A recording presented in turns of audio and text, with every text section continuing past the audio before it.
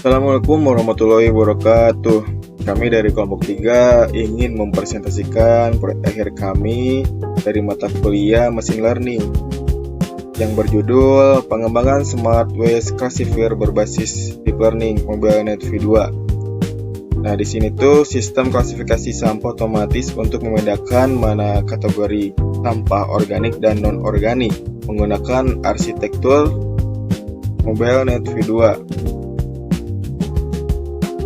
Jadi kelompok kami ini berfokus untuk mengklasifikasi sampah, bertujuan untuk membedakan mana sampah organik dan mana sampah non-organik.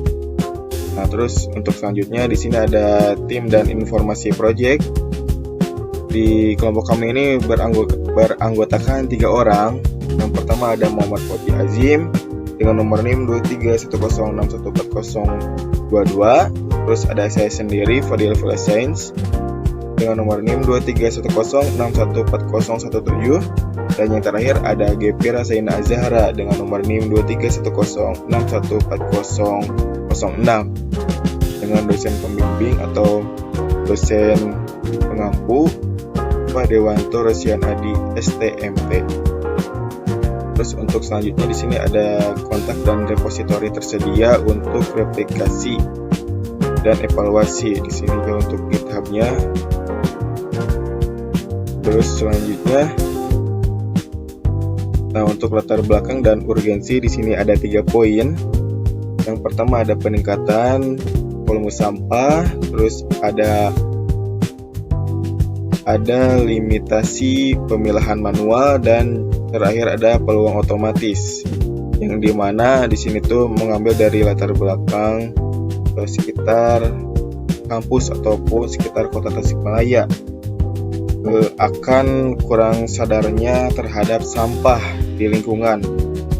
Nah, maka dari itu di sini kami membuat latar belakangnya seperti itu dan urgensi untuk peluangnya otomatis. Nah, yang pertama di sini ada peningkatan volume sampah, itu untuk urbanisasi dan pola konsumsi meningkat ya di lingkungan kampus maupun di kota Tasikmalaya sendiri. Maka timbullah sampah berceceran di pinggir jalan ataupun di limbah yang sangat padat yang sudah lama tidak dibuang ke TPA. Nah, untuk skala kota ya, untuk pengelolaan yang berkelanjutannya seperti apa. Terus untuk di militasi pemilahan manual, di sini tuh banyak untuk pemilahan sampah secara manual itu oleh manusia. Kan seringkali manusia itu human error. Jadi untuk pemilahan sampah ini sangat kurang dari metode manual ini, sangat lambat, dan juga untuk pembayaran ataupun penggajiannya itu sangat mahal secara tenaga dan rentan terhadap kesalahan manusia ataupun tadi ya human error. Nah, terus untuk di sini yang terakhir ada peluang otomatis atau otomasi. Maka dari itu kelompok kami ini ada peluang ya di sini untuk bisa memanfaatkan dari latar belakang dan urgensi ini terhadap sampah kepekaan dari lingkungan kampus maupun kota Tasikmalaya sendiri. Untuk kami di sini peluang otomasinya computer vision dan deep learning menawarkan deteksi cepat ya dan konsisten sehingga meningkatkan kualitas material daur ulang dan nilai ekonomisnya.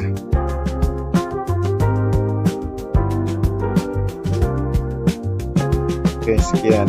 Lanjut ke teman saya ya guys ya. Baik, bismillahirrahmanirrahim. Selamat siang. Pada kesempatan kali ini saya akan melanjutkan presentasi pada halaman selanjutnya, yaitu pada halaman 4. Di sini kami merumuskan tujuan dan manfaat utama dari proyek Smart Waste Classifier yang kami kembangkan. Nah, di proyek ini tidak hanya berfokus pada performa di atas kertas, melainkan pada aspek implementasi praktis juga, yaitu di lapangan.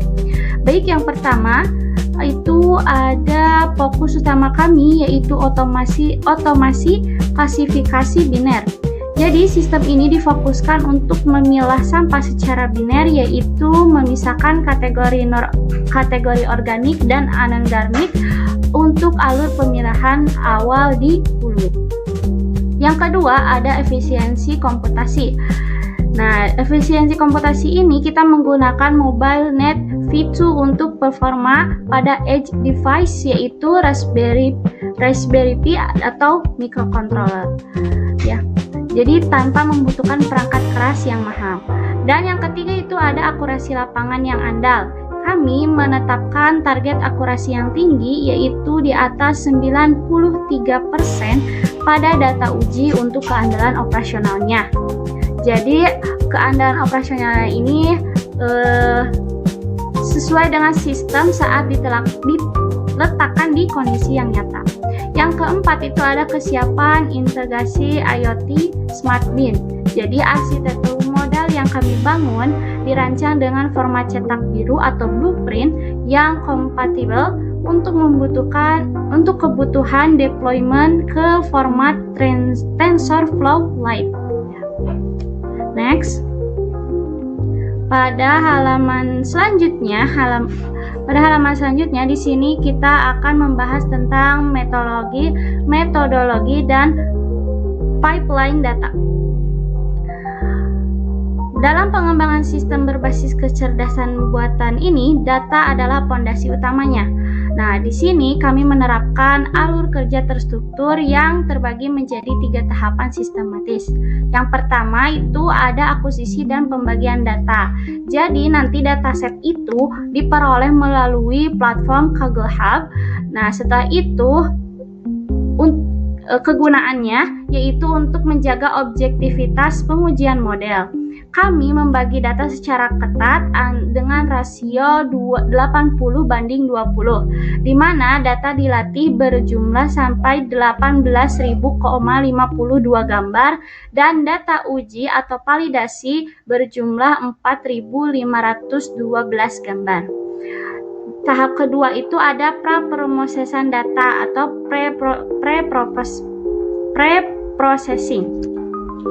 Jadi seluruh gambar diseragamkan ukurannya menjadi 224x224 piksel. Kami juga melakukan normalisasi nilai piksel dengan membagi yaitu 255,0 ya, serta menerapkan augmentasi dasar seperti flip dan rotasi ringan untuk memperkuat ketahanannya. Dan yang terakhir itu ada pada pelabelan dan validasi. Kami memastikan pelabelan biner ini dilakukan secara konsisten dan didukung dengan validasi silang manual guna meminimalisasi kesalahan label dan menjaga distribusi kelas tetap seimbang. Next, kita masuk pada halaman selanjutnya, yaitu tentang arsitektur model dan transfer learning. Nah, pada halaman ke-6 ini kami ingin memaparkan desain arsitektur modelnya.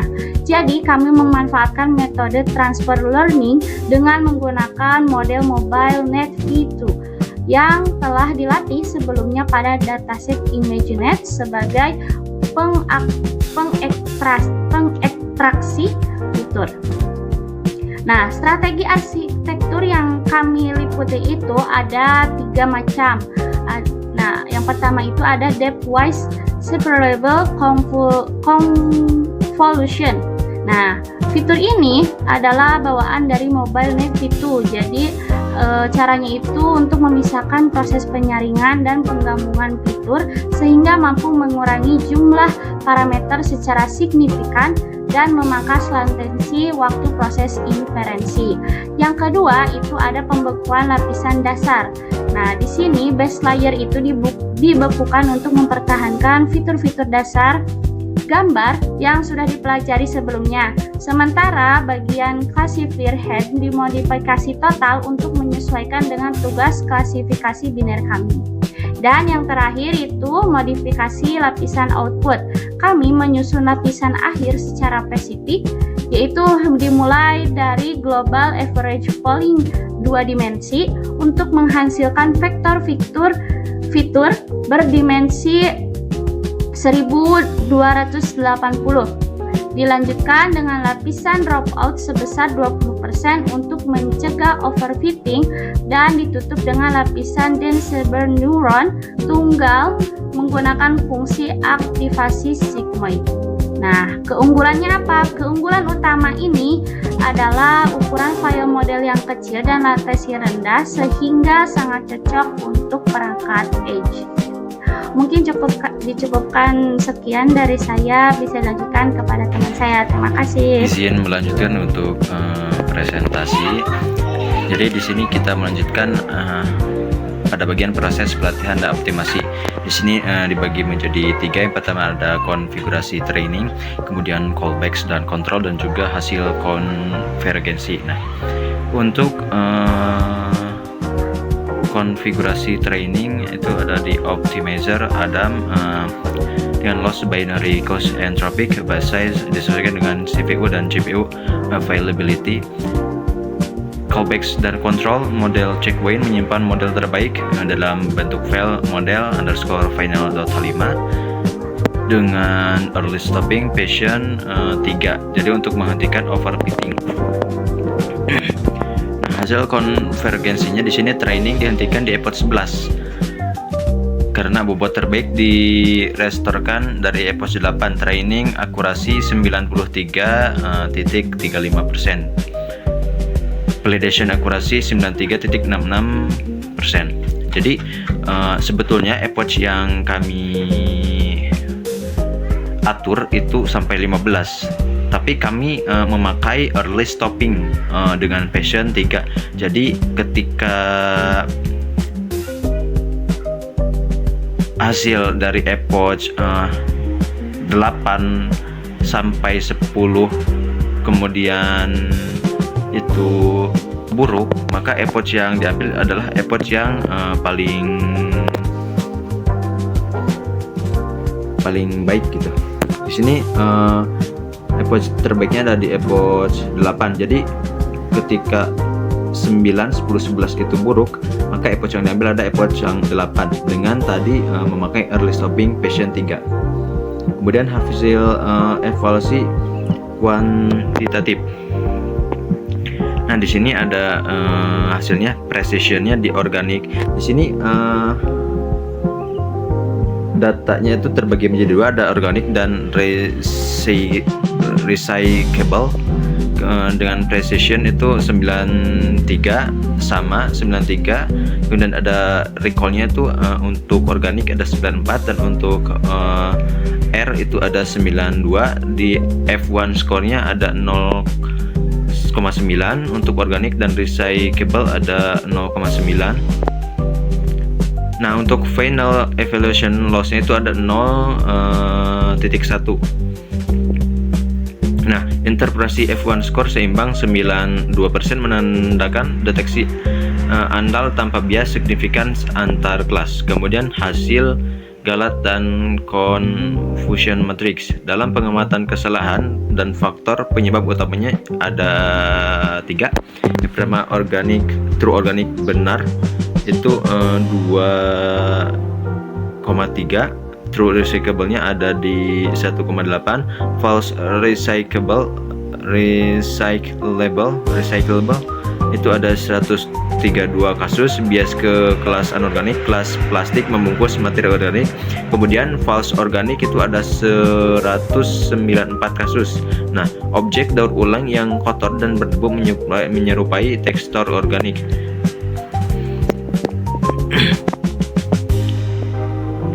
Nah, temuan ini memandu rekomendasi augmentasi pembersihan dataset pada iterasi berikutnya. Kemudian integrasi aplikasi dan rencana.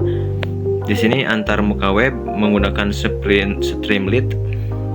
Jadi file tinggal unggah nanti ke webnya, nanti akan ada hasil pesanan untuk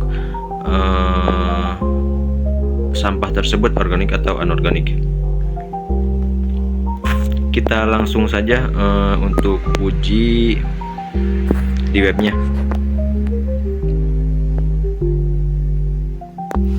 Baik, di sini saya presentasikan menggunakan HP karena laptopnya sedang ada kendala. Kita uploadkan untuk file ujinya. Di sini sudah saya dapat. Nah,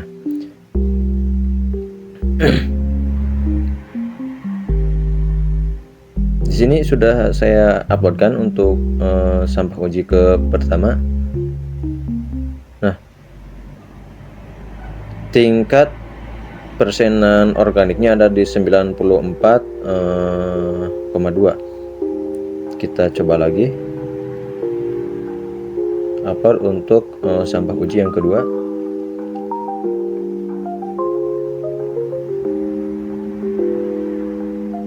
Nah, di sini tingkat akurasinya untuk botol, gambar botol di sini ada di 97,6. Tingkat keyakinan AI-nya. Kita lanjut ke sampah uji 3. Ini fotonya. Nah, di sini ternyata tingkat akurasinya 100% untuk organik. Kita lanjut ke gambar selanjutnya, ke 4.